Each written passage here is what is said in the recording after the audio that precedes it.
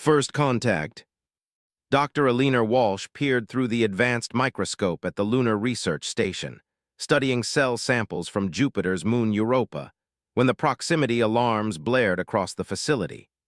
She straightened, brushing a strand of auburn hair from her face as the station's AI made the announcement. Unidentified objects approaching Earth orbit. All personnel report to emergency stations. Alina abandoned her samples and joined the rush to the observation deck. Through the reinforced windows, she saw them, 27 obsidian vessels, each at least a kilometer long, their surfaces reflecting no light whatsoever. They moved with impossible precision, arranging themselves in a perfect geometric pattern around Earth.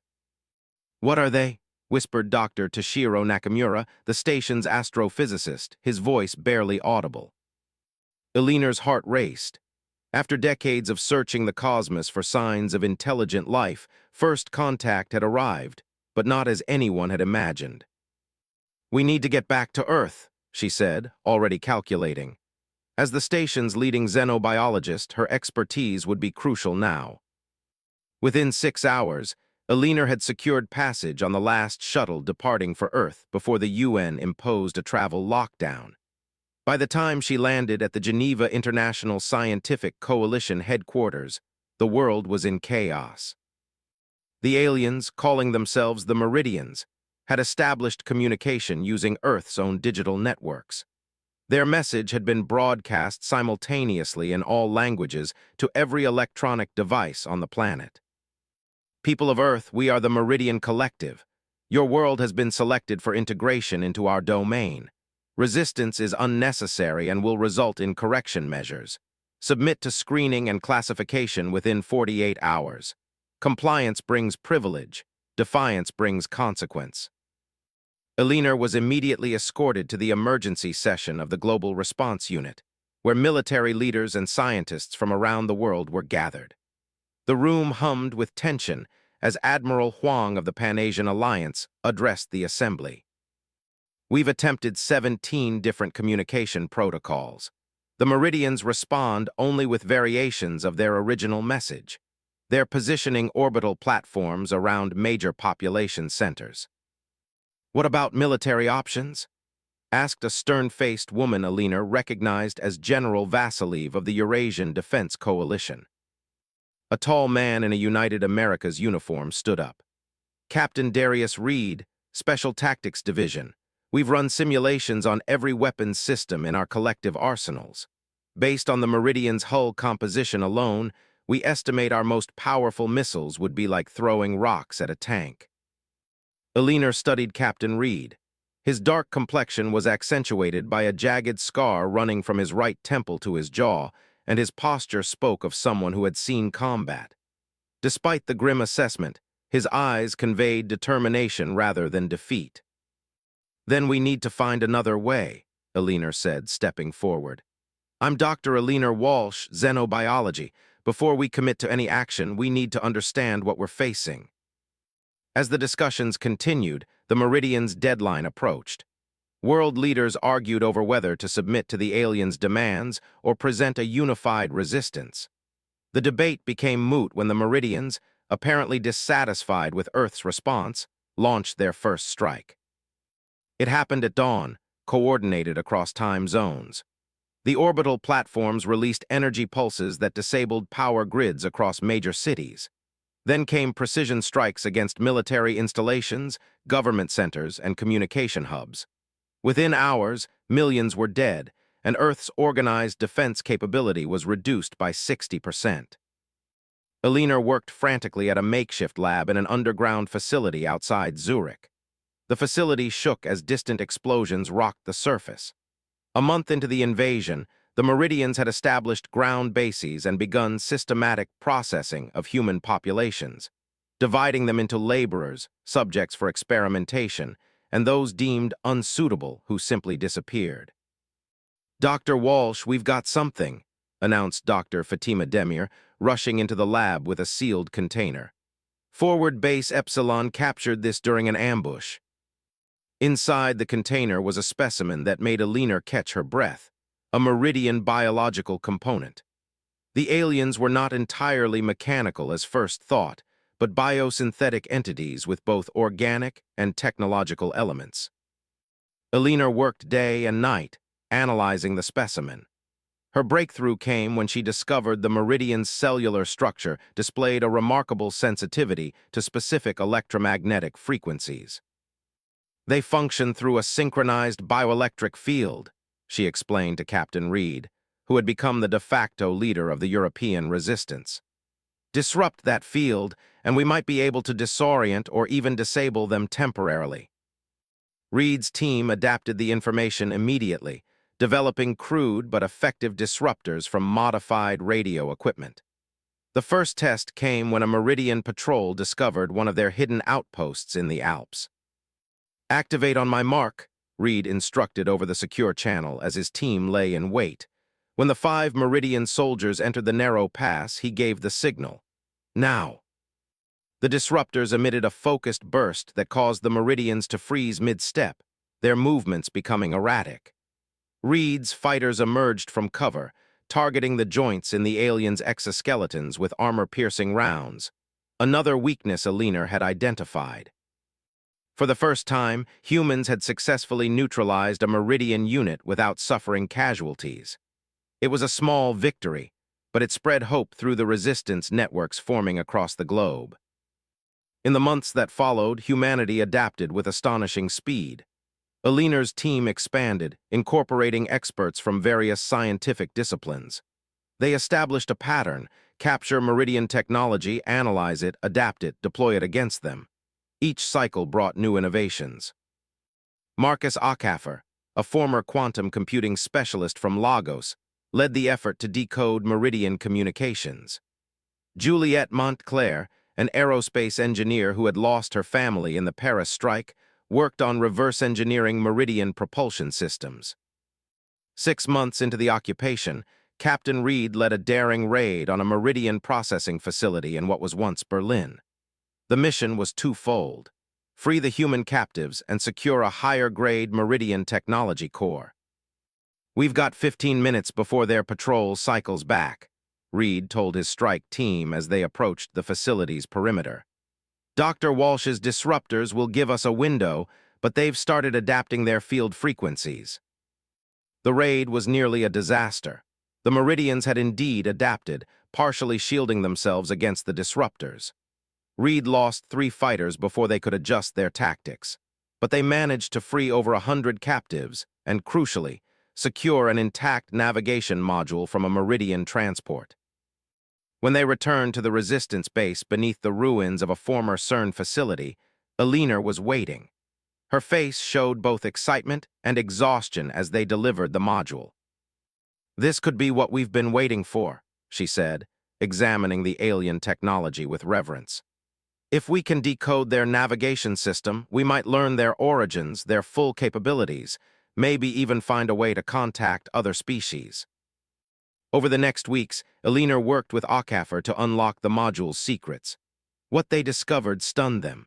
The Meridians were not the dominant species they presented themselves as, but rather enforcers for a much larger interstellar organization called the Concordance. Earth had been targeted not for random conquest, but as part of a systematic expansion pattern. More importantly, the module contained data on other species that had resisted Meridian occupation. Most had eventually capitulated, but the historical records showed several instances where the Meridians had withdrawn after sustained resistance made occupation too costly. They can be beaten, Alina realized, not through direct confrontation, but by making the price of victory too high. She brought this information to the Global Resistance Council, now operating from a network of hidden bases worldwide. The leaders listened intently as she presented her findings. "The Meridians function like biological machines," she explained. "They're efficient but inflexible. Their occupation protocol follows predictable patterns because they've never needed to adapt until now." Captain Reed, now colonel after unifying several resistance factions, stood at the holographic display showing Meridian occupation zones. "We've been fighting disconnected battles, scoring small victories but nothing decisive. That changes today." He outlined a bold strategy: synchronized attacks on Meridian supply lines using their own communication frequencies to create confusion, followed by targeted strikes on their power generation facilities. Dr. Walsh and her team have developed a virus that can infect their biosynthetic systems, Reed continued. If we can introduce it into their command structure, it could cripple their coordination ability. The first phase of the plan launched on the one-year anniversary of the invasion. Resistance cells across 6 continents struck simultaneously, using captured and repurposed Meridian technology against them. The aliens, accustomed to methodical suppression of isolated threats, found themselves facing a species that learned from every encounter and adapted faster than their predictive models could account for. On the Meridian command ship in orbit, Overseer Vexus observed the coordinated attacks with growing concern. The humans were displaying patterns of adaptation that defied all previous conquest experiences. Increase processing priority for all combat-capable subjects, Vexus ordered. Deploy the second phase cleansing protocol. His second-in-command, Nexar, hesitated. Overseer, the Concordance directive specifically prohibits planetary-scale cleansing without authorization. The humans have not yet reached the threshold for such measures. Vexus's biomechanical eyes narrowed. Their resistance pattern is unprecedented. They're dismantling our ground operations with our own technology. If we don't contain this now, the Concordance will replace us with more effective overseers. On Earth, the Resistance celebrated their victories, but Alina remained cautious. They're going to escalate, she warned Reed as they stood in the command center of their Alpine base. We've hurt them, but they still hold orbital superiority. Reed nodded grimly. Then we need to take the fight to orbit. The answer came from an unexpected source. In a hidden facility beneath the Indian Ocean, Juliette Montclair had succeeded in adapting Meridian propulsion technology to a human-designed spacecraft. The vessel, christened Defiance, was small but incorporated the stealth capabilities reverse-engineered from captured Meridian scout ships. It can't match their firepower, Juliette explained over the secure channel, but it can reach their orbital platforms undetected. As they developed plans for humanity's first counterorbital mission, the Meridians launched their escalation. New weapons descended from their ships, autonomous hunter-killers designed to track and eliminate Resistance leadership. The attack on the Alpine base came at dawn. The facility's early warning systems barely detected the approaching threat before the hunter-killers breached the outer defenses. Evacuate to the lower levels, Reed ordered as the first explosions rocked the base. He grabbed Alina's arm as she gathered critical research data. Leave it. Your knowledge is more valuable than any equipment. They barely reached the emergency bunker before the main laboratory collapsed. 63 Resistance members died in the attack, with many more wounded. From their remaining outposts across the globe, they received similar reports. The Meridians were systematically targeting Resistance leadership. As Alina tended to the wounded in their secondary facility, a repurposed mine shaft in the Pyrenees, she made a discovery that would change the course of the war. A wounded fighter had been directly exposed to a Meridian weapon, and his blood showed unusual changes at the cellular level. Working with limited equipment, Alina isolated a Meridian biocompound that had entered his bloodstream. Rather than destroying human cells, it was attempting to restructure them, to transform them. They're not just conquering us, she realized with horror. They're trying to convert us to make us like them. She brought her findings to Reed and the remaining Resistance leadership. This is why they're processing humans instead of simply eliminating us. They're harvesting compatible subjects for transformation into new Meridians. The revelation galvanized the Resistance. What had been a fight for survival became a battle for humanity's very essence. With renewed determination, they finalized plans for Operation Ascension, the deployment of the Defiance to disable the Meridian's orbital command structure. As preparations for the mission continued, Alina worked feverishly on a biological countermeasure to the Meridian conversion process. If they could develop an agent that would make humans incompatible with the transformation, They could deny the invaders their primary resource. 1 year and 4 months after the first Meridian ships appeared in Earth's orbit, humanity prepared to take its first step beyond the bounds of their besieged world. The Resistance had learned, adapted, and united in ways that would have seemed impossible before the invasion. In the launch facility hidden beneath the waters of the Indian Ocean, Colonel Reed addressed the crew of the Defiance. "You carry with you not just our hopes, but our promise to the Meridians and any who would follow them. Earth is not merely a resource to be harvested or a population to be processed. We are not simply prey. We learn, we adapt, and we never ever surrender." As the Defiance prepared for launch, Eleanor watched from the control room, her discovery about the Meridian's true purpose secure in a data core around her neck. Whatever happened next would determine whether humanity remained human at all. The ship rose from the ocean depths, its Meridian-derived stealth systems engaging as it accelerated toward the stars. The Meridians had made a fatal miscalculation in targeting Earth. They had expected submission and found instead a species that grew stronger with every challenge.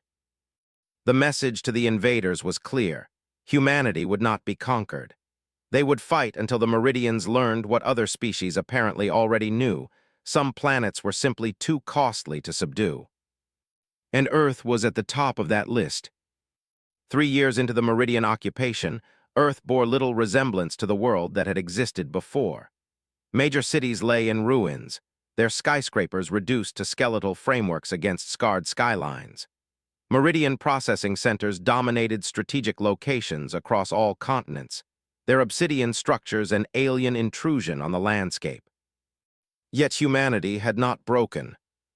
In the remnants of Tokyo, hidden beneath the rubble of what had once been the technological district, Emiko Tanaka hunched over a workbench illuminated by salvaged Meridian light sources. At 32, she had transformed from a quantum computing researcher to one of the Resistance's most valuable engineers. "Pass me the field stabilizer," she said to her assistant, Hiroshi, without looking up from the device she was assembling. The component they had extracted from a downed Meridian scout ship had taken weeks to decode and repurpose. Hiroshi handed her the modified stabilizer, his once smooth hands now calloused and scarred. "Will it work this time?"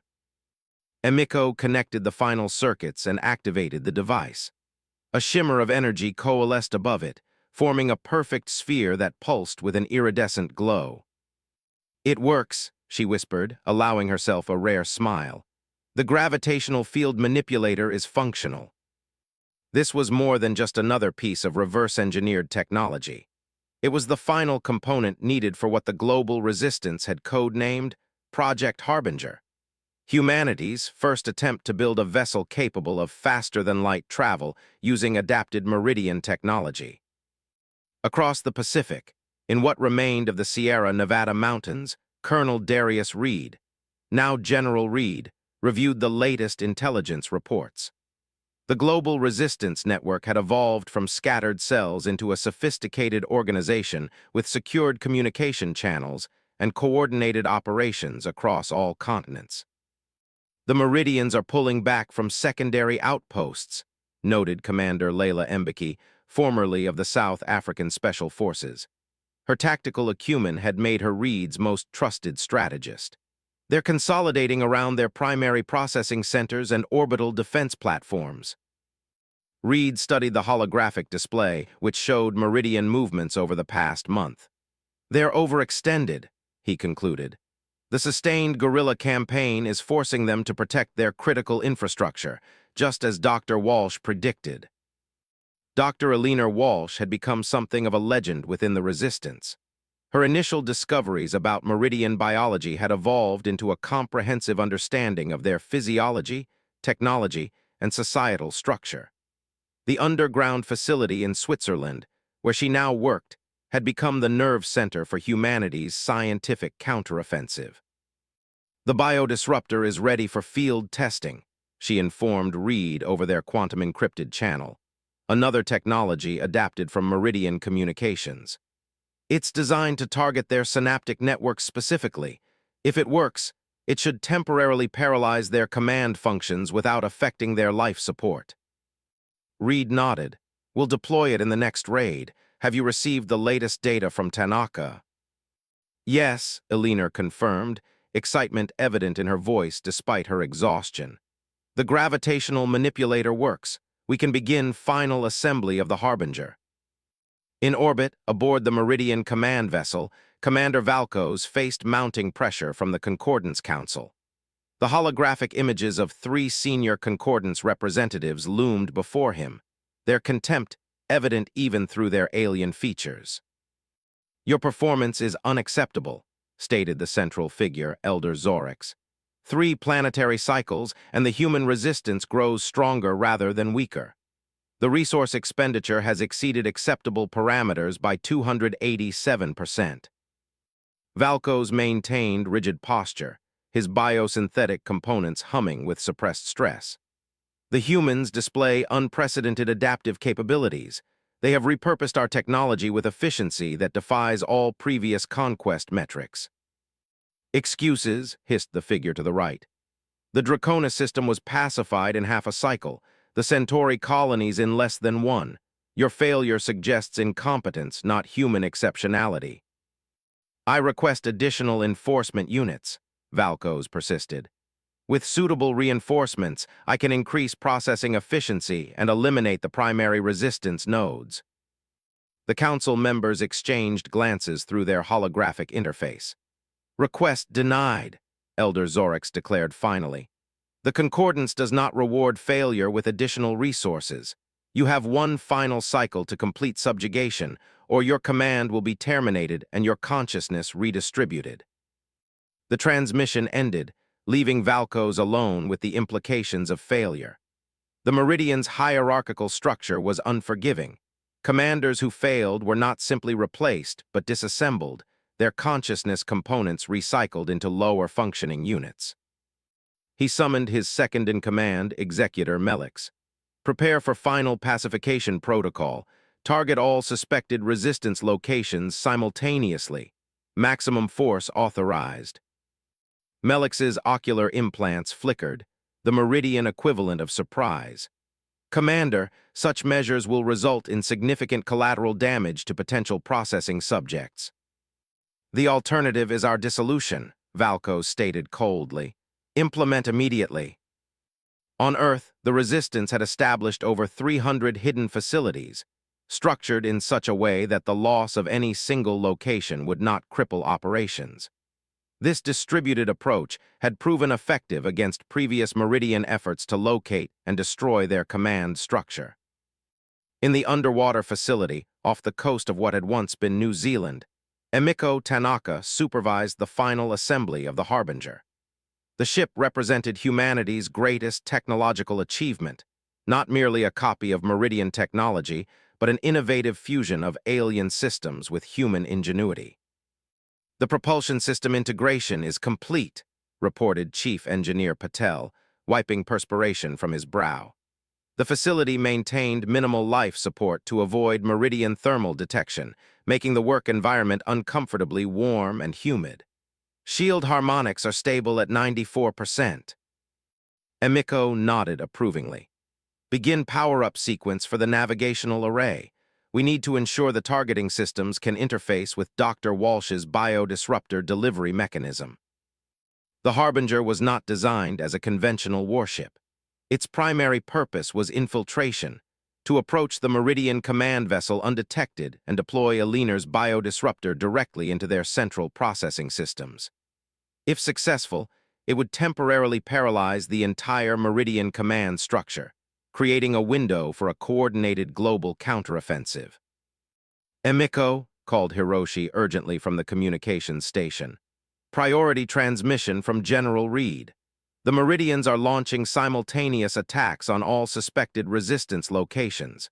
They've dropped all pretense of selective targeting. They're using orbital strikes. The facility trembled as a distant explosion sent pressure waves through the ocean. How long until Harbinger is launch-ready? She demanded. 4 hours minimum, Patel replied, already accelerating the preparation protocols. We don't have 4 hours, Emiko decided. Begin emergency launch procedures. We'll complete the final calibrations in orbit. Across the globe, Meridian forces executed Valkos's final pacification protocol with mechanical efficiency. Orbital platforms rained destruction on population centers suspected of harboring resistance operatives. Ground forces deployed new hunter-killer units with enhanced tracking capabilities. In the Swiss facility, Alina received the emergency alerts with growing horror. They're not just targeting resistance bases, she told Reed over their secure channel. They're attacking civilian shelters, agricultural areas, they're scorching the earth. Reed's expression remained grim but determined. Then we accelerate the timetable. Is the biodisruptor ready? Yes, but the delivery system. We can't wait for perfection, Reed interrupted. Tanaka is launching Harbinger now. Get the disruptor to the Mediterranean outpost. I'll meet you there with the assault team. The journey to the Mediterranean outpost, hidden in the labyrinthine cave systems of Malta, was perilous. Alina's transport was nearly intercepted twice by Meridian patrols, but the vehicle's adaptive camouflage system, reverse-engineered from Meridian scout ships, allowed them to evade detection. When she arrived, Reed was already assembling the assault team, 20 of the Resistance's most experienced fighters, each equipped with weapons and protective gear modified to counter Meridian capabilities. The Harbinger launched successfully, Reed informed her as they moved to the planning room. Tanaka reports that they've achieved orbital insertion and their stealth systems are functioning. They're currently on the dark side of the moon, making final preparations. Alina placed a small container on the table, the biodisruptor, the culmination of 3 years of research. This needs to be installed directly into the Meridian command vessel's central processing node. Once activated, it will create a cascading disruption of their neural network. The effect will be temporary, perhaps 4 hours, but during that time, all Meridian units connected to the command structure will be paralyzed. 4 hours is all we need, Reed assured her. He turned to the assembled team. The plan is straightforward but high risk. The Harbinger will approach the command vessel using adapted stealth technology. Once in position, we'll board using the molecular disassembly tubes we captured from their Edinburgh facility. Commander Mbeki pointed to the holographic display showing the Meridian command vessel. Internal schematics indicate 3 layers of security between the hull breach point and the central processing node. Each will require specialized countermeasures. Reed nodded. That's why Dr. Walsh is coming with us. Alina looked up in surprise. I'm not a soldier, General. No, Reed agreed, but you understand Meridian systems better than anyone. We need you to identify and neutralize any biological countermeasures they've installed since our last intelligence update. She wanted to protest, but knew he was right. The mission's success depended on adapting to whatever defenses they encountered, and no one was better equipped to do that. As the assault team made final preparations, reports continued to arrive from around the globe. Meridian forces were intensifying their attacks, seemingly intent on making Earth uninhabitable rather than risk continued resistance. Aboard the Harbinger, Emiko Tanaka monitored the ship systems as they completed the journey from lunar orbit to their intercept position with the Meridian command vessel. The ship hummed with energy, its hybrid systems performing beyond even her optimistic projections. Approaching optimal deployment range, announced the navigation officer, a former commercial pilot named Rodriguez. Stealth systems functioning at maximum capacity, no indication of detection. Emiko nodded, checking the final diagnostic reports. Begin deceleration, maintain minimal energy signature. Communications, establish quantum link with the assault team. The Harbinger's design incorporated lessons learned from 3 years of studying Meridian technology, not merely copying it, but improving upon it. While smaller than even the Meridian scout ships, it incorporated innovations that the aliens' more rigid engineering approach had overlooked. General Reed's voice came through the quantum link, clear despite the vast distance. Harbinger, we are in position, ready for extraction on your mark. Understood, General, Emiko replied. Initiating final approach. Molecular transport will be ready in 3 minutes. The assault team gathered in the Mediterranean outpost's transport chamber, a captured Meridian device that had taken months to reverse engineer and repurpose. Unlike conventional transportation, molecular disassembly converted matter to energy patterns that could be transmitted across space and reassembled at the destination point. Elena checked the biodisruptor one last time, ensuring its containment field was stable. The device, no larger than her palm, represented humanity's best hope for creating the window they needed. "Extraction in 30 seconds, announced the technician monitoring the transport controls. "Quantum lock established with Harbinger." Reed turned to his team. "Remember your training. Adapt to whatever we find. We've beaten these machines at every turn because we can do what they can't, improvise." The transport activated, and the world dissolved around them in a cascade of light and sensation. Elena felt her consciousness stretched across space, momentarily disconnected from physical form. Then, with a rush of perception, she rematerialized aboard the Harbinger. "Transport complete," Emiko confirmed, greeting them in the ship's main chamber. "All personnel accounted for, molecular integrity at 99.8%. Reed wasted no time. "Status of the command vessel." "Holding position in geosynchronous orbit," Emiko reported, leading them to the bridge. "They've increased security protocols since the escalation began, but our stealth systems are compensating. We can approach within optimal boarding range without detection."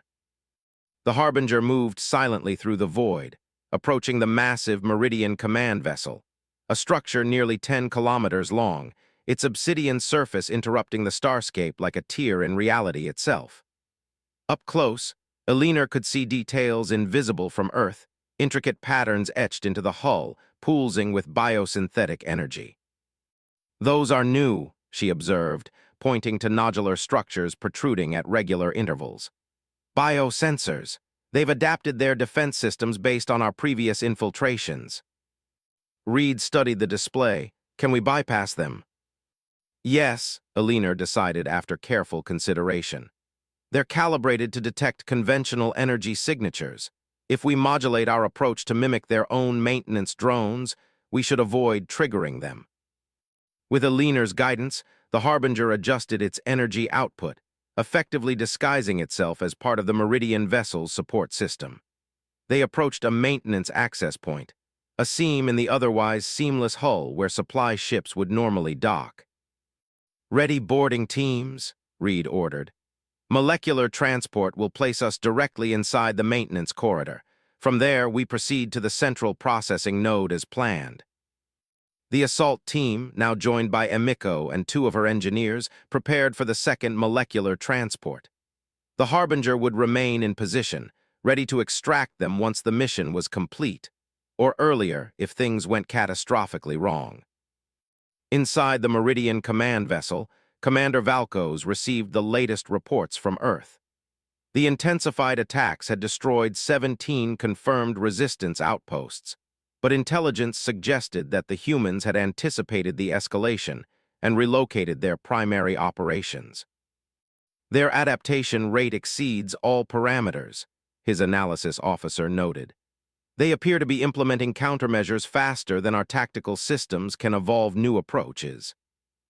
Valkos was about to respond when a subtle alert registered in his neural interface. An anomalous energy pattern in Maintenance Sector 47, barely noticeable but distinct from normal operations. "Deploy security units to investigate," he ordered. "Full spectrum scan of all maintenance corridors." In that same corridor, Reed's team materialized, immediately taking defensive positions. The interior of the Meridian vessel was unlike anything human architecture would conceive.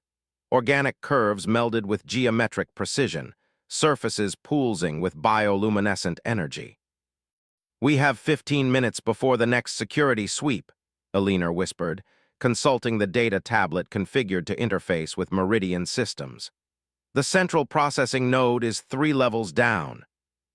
They moved swiftly through the corridors, using adapted Meridian technology to mask their life signs from internal sensors.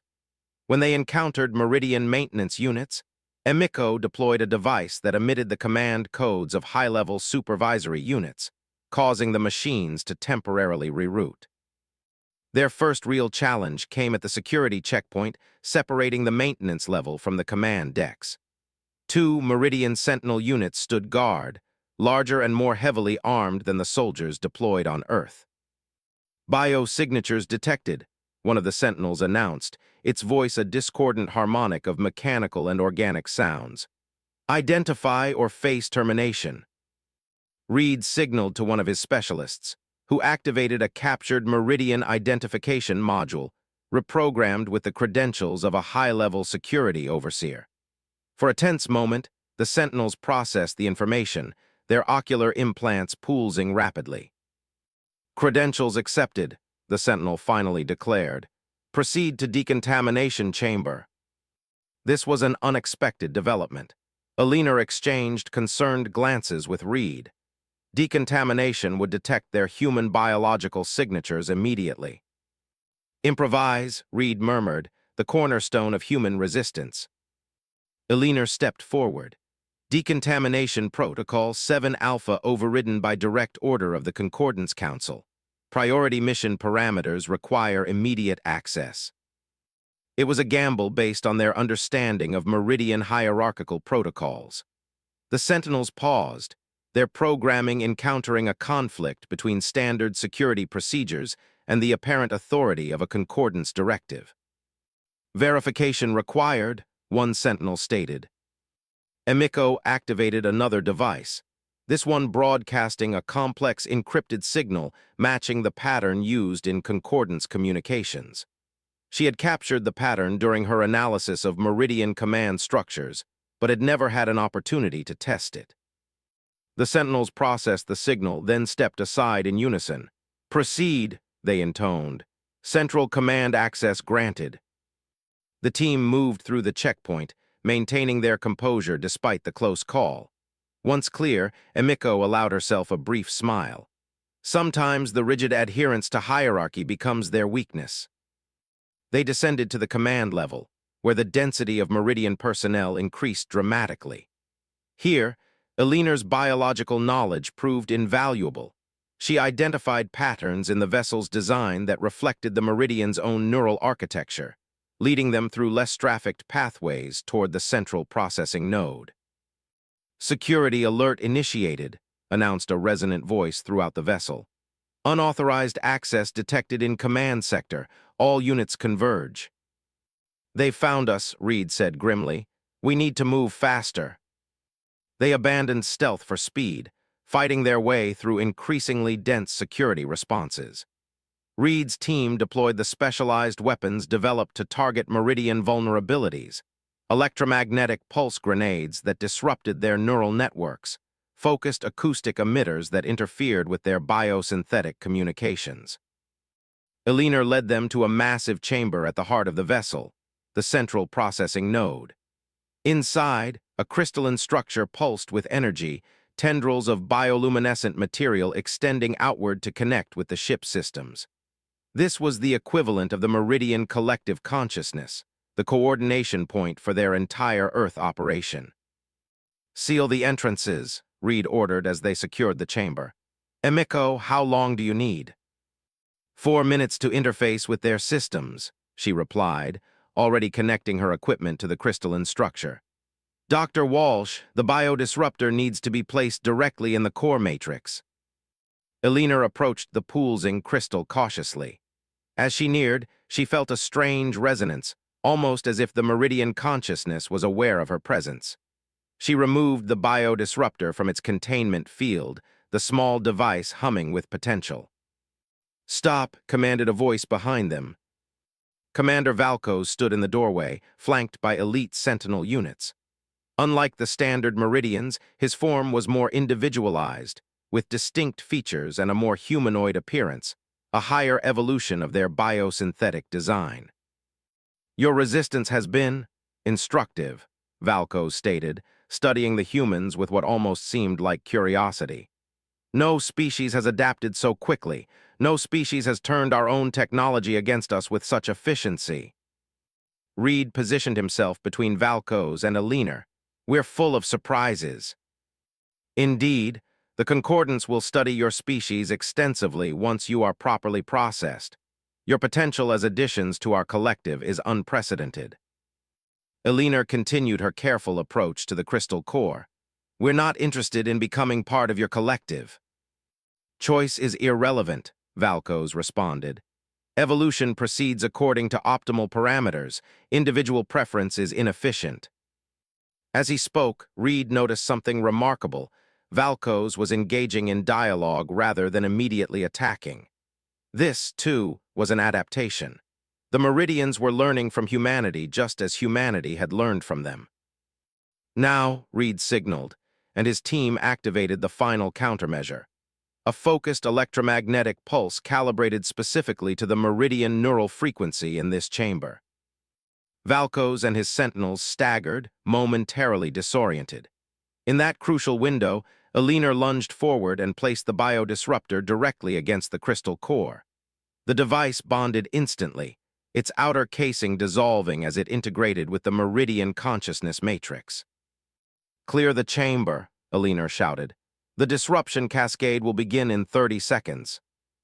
The team fought their way back to the entrance, Emiko pausing only long enough to initiate a data transfer, downloading critical information from the Meridian systems. As they retreated, Valkos recovered enough to pursue, his movements becoming more erratic as the biodisruptor began to affect the command structure. "What have you done?" he demanded, his voice distorting. "Adapted," Aliner replied simply, "just as you should have." They reached the extraction point just as the biodisruptor fully activated. Throughout the vessel, Meridian units froze in place as their neural network cascaded into temporary paralysis. Valkos himself collapsed at the threshold of the chamber, his more individualized consciousness fighting against the disruption but ultimately succumbing. "Harbinger, extract now," Reed commanded through their quantum link. The molecular transport activated, returning them to the safety of the human vessel. As they rematerialized, Emiko immediately moved to the bridge. "All systems operational, initiating emergency departure protocol." The Harbinger disengaged from the Meridian vessel, accelerating away as the massive command ship drifted powerless in orbit. Throughout Earth's atmosphere, Meridian attack craft suddenly ceased functioning, their pilots neurally connected to the now paralyzed command structure. "Signal the ground forces," Reed ordered. "The window is open. Begin the coordinated offensive."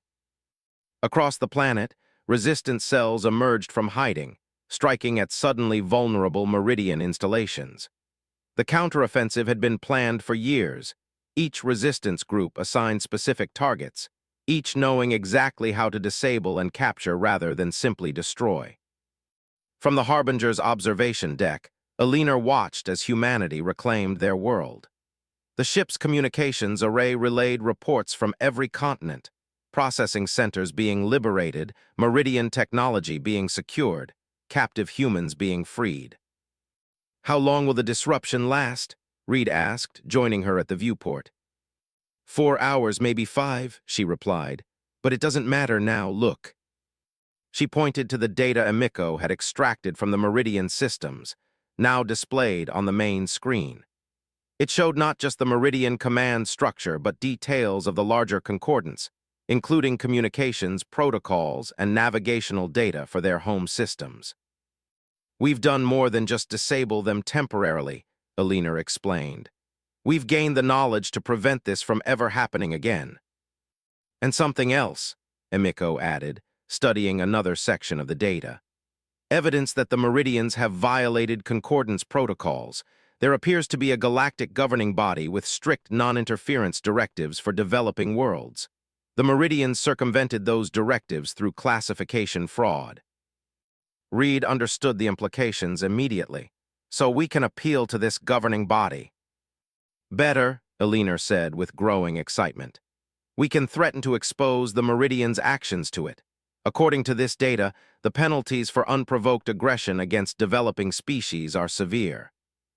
In the hours that followed, as Meridian forces worldwide remained paralyzed, humanity secured its advantage. When the biodisruptor's effects finally began to fade, Reed transmitted a message directly to the Meridian command vessel, now surrounded by smaller human craft equipped with captured weapon systems. "Commander Valkos," Reed addressed the recovering Meridian leader. "Humanity offers terms. Your forces will withdraw immediately from Earth space. You will designate our system as prohibited under your own concordance directives.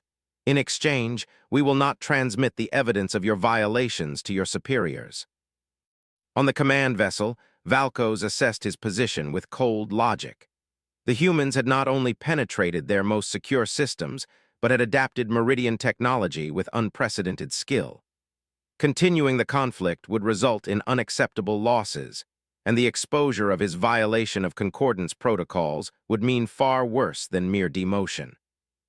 "Terms accepted," he finally responded. "Earth will be designated prohibited. Meridian forces will withdraw." 3 days later, the Meridian fleet assembled in high Earth orbit, their ground forces recalled, their processing centers abandoned. As humanity watched, the massive ships engaged their propulsion systems and departed the solar system. In Geneva, in the partially rebuilt headquarters of the Global Coalition, Reed addressed the assembled leaders of the resistance. "Today marks not the end, but a beginning. We have defended our world and gained knowledge that will ensure we never face such a threat unprepared again." Eliner presented the findings from the Meridian data. "There is a galactic community beyond our solar system, hundreds of spacefaring civilizations united under something called the Concordance. With the technology we've acquired, we can begin to prepare for proper first contact." Emiko stepped forward with the most ambitious proposal. "The Harbinger was just the prototype. With what we've learned, we can build true starships, vessels capable of reaching nearby systems. Humanity need not wait for the galaxy to find us again. We can meet it on our terms."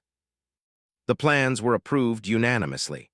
Within a year, Earth had established its first off-world colony on Mars, using adapted Meridian terraforming technology to accelerate habitability. 3 years after the Meridian withdrawal, the first human diplomatic vessel, Phoenix, departed for the coordinates of the Concordance Central Worlds. When the Phoenix arrived at the massive space station serving as the Concordance Council headquarters, representatives from dozens of species gathered to witness humanity's formal introduction to galactic society. Many expressed surprise at how quickly Earth had recovered and advanced after the Meridian incursion. "Your adaptation rate is unprecedented," remarked an elder representative of a crystalline species. "Most worlds require decades to recover from such trauma." "Humans are remarkably persistent," Eliner, now serving as Earth's chief xenobiological liaison, explained. "We learn from every challenge, especially the painful ones." As Earth established formal relations with the Concordance, rumors spread through the galactic community. Whispers about the species that had not merely survived a Meridian invasion, but had decisively reversed it, capturing their technology and forcing their withdrawal. The Meridians themselves, once feared as the Concordance's primary enforcement arm, found their influence diminished. Their failure at Earth had exposed vulnerabilities in their approach, and other species began to question their once unassailable authority. In the Concordance archives, a new advisory was quietly added to the database. "Approach with extreme caution. Will defend with extraordinary resourcefulness and rapidly increasing technological capability.